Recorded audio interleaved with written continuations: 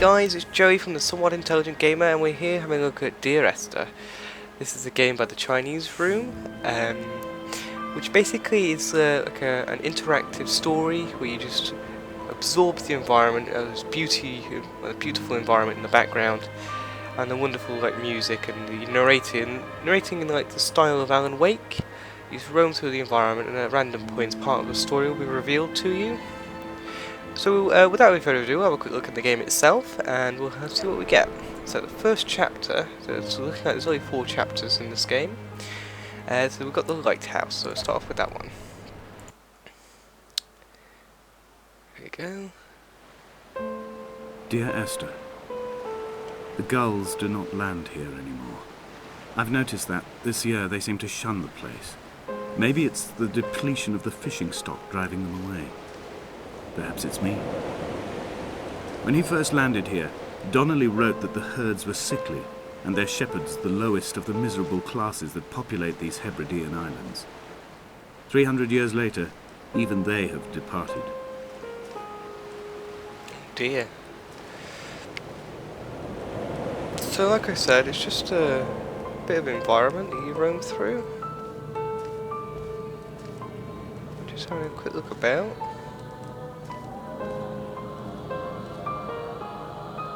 I do have to say, it is gorgeous. Ooh.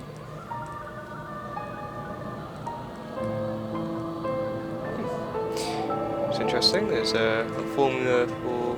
oh god, can't remember my carbons, unfortunately. It's some type of alcohol, I'm not sure if it's ethanol or a different one. I can't remember which alcohol has 2 C's in it. That's me being terrible. So let's continue from here. So let's have a quick look in here. There's a lot of paint on the floor. I mean, the texture itself is just beautiful, and the sound effects and the ambiance is really wonderful. Sky dome, quite nice. Looks like some sort of radio tower or beacon up ahead. I'll have to have a look. I'll go outside.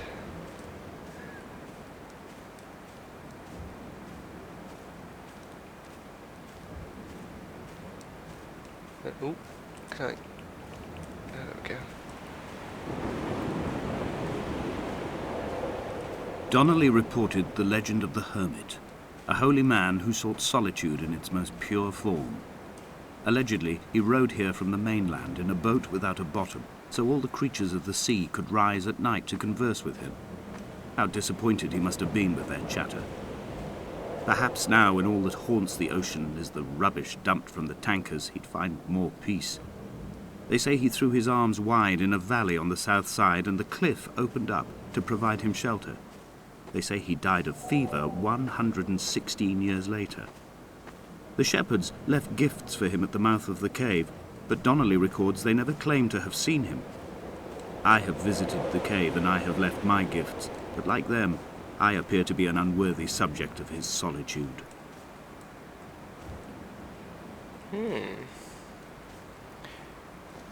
very strange. Oh god, I've fallen down a cliff. Okay, we'll just have to continue along the beach then. Even the water, I mean, ripples in the water look lovely.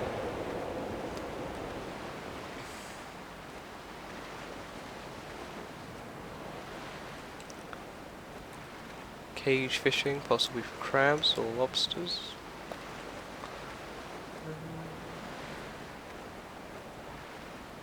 Some stairs going up here, okay.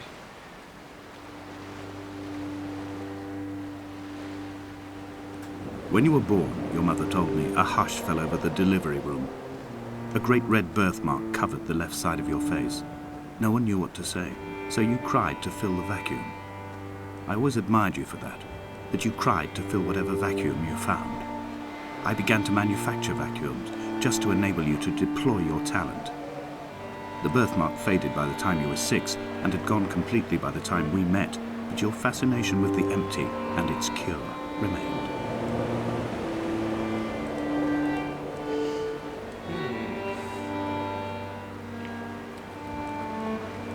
exactly sure what this is. Someone in the comments would like let me know what. Probably some sort of mathematical thing. I have no idea what that is, unfortunately.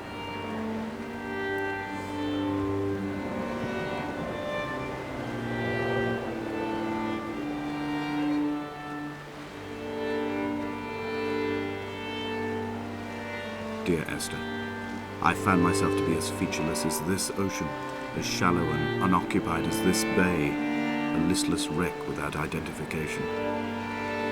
My rocks are these bones, and a careful fence to keep the precipice at bay. Shot through me caves, my forehead a mount. This aerial will transmit into me so. All overexposed, the nervous system, where Donnelly's boots and yours and mine still trample. I will carry a torch for you. I will leave it at the foot of my headstone. You will need it for the tunnels that carry me under.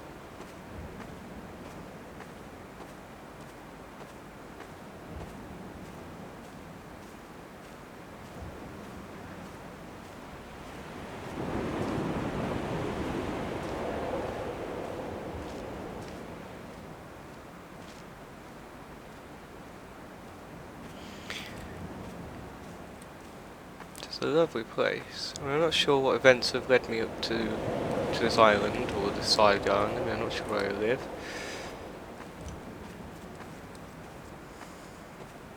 I mean, as you can see, there's no jumping ability. I can't do anything. There's no inventory. A wonderful sight.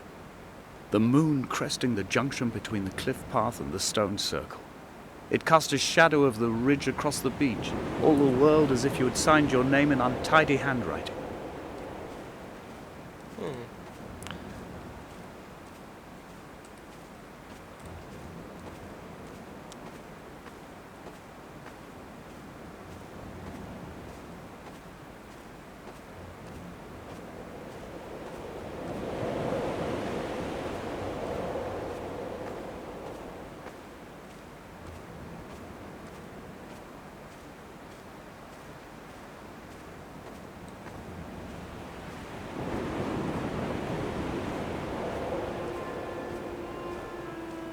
There's not much really to say. When someone had died or was dying, or was so ill they gave up what little hope they could sacrifice, they cut parallel lines into the cliff, exposing the white chalk beneath. You could see them from the mainland or the fishing boats, and know to send aid or impose a cordon of protection, and wait a generation until whatever pestilence stalked the cliff paths died along with its hosts. My lines are just for this. To keep any would-be rescuers at bay. The infection is not simply of the flesh.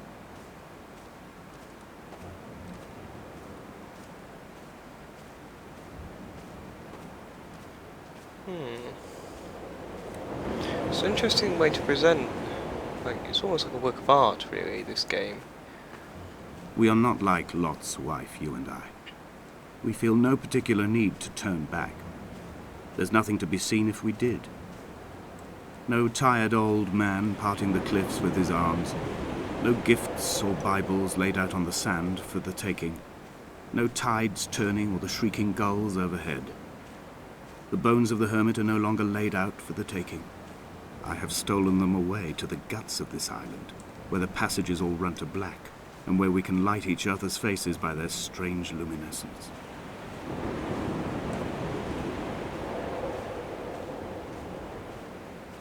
I think that you got the actual narrator just perfect, the right type of voice to narrate you through this story.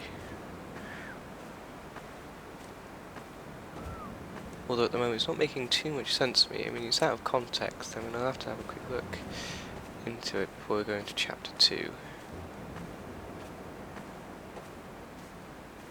But this is interesting. Shipwrecked boat. Also a cave.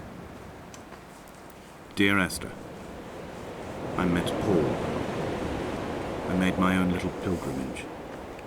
My Damascus, a small semi-detached on the outskirts of Wolverhampton. We drank coffee in his kitchen and tried to connect to one another. Although he knew I hadn't come in search of an apology, reason or retribution, he still spiraled in panic, thrown high and lucid by his own dented bonnet. Responsibility had made him old. Like us, he'd already passed beyond any conceivable boundary of life. I threw my arms wide and the cliff opened out before me, making this rough home. I transferred my belongings from the bothy on the mount and tried to live here instead. It was cold at night and the sea lapped at the entrance at high tide. To climb the peak, I must first venture even deeper into the veins of the island, where the signals are blocked altogether. Only then will I understand them, when I stand on the summit and they flow into me, uncorrupted. How very strange. Again, more symbols for alcohol. I can't make out what these paintings are. You've got some sort of tree with a... There's like a split in the middle, another branch possibly.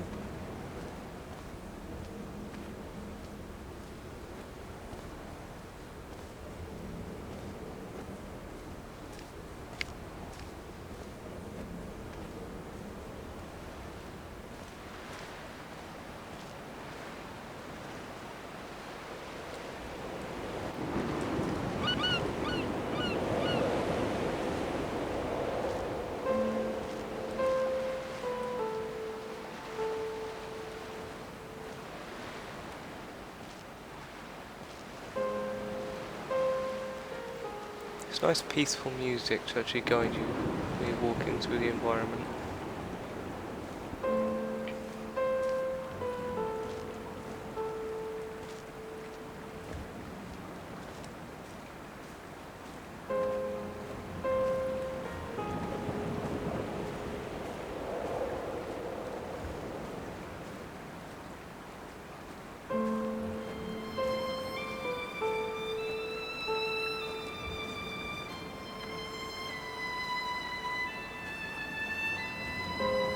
I've become convinced I'm not alone here, even though I'm equally sure it is simply a delusion brought upon by circumstance.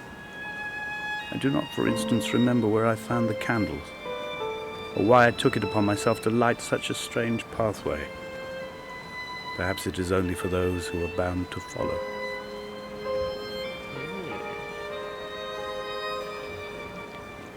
This is a bit spooky.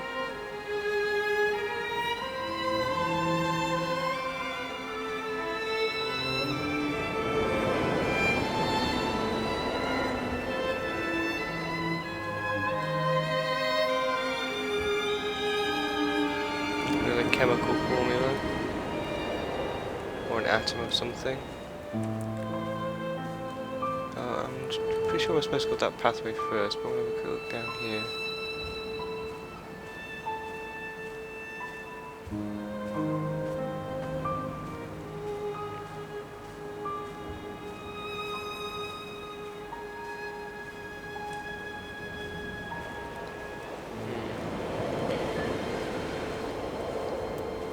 It's quite eerie. I mean, even though I know that it's just an interactive sort of book in essence, I do feel kind of on edge. I think it's just from all the Alan Wake I've played, but we'll just wander through this environment and see what we find.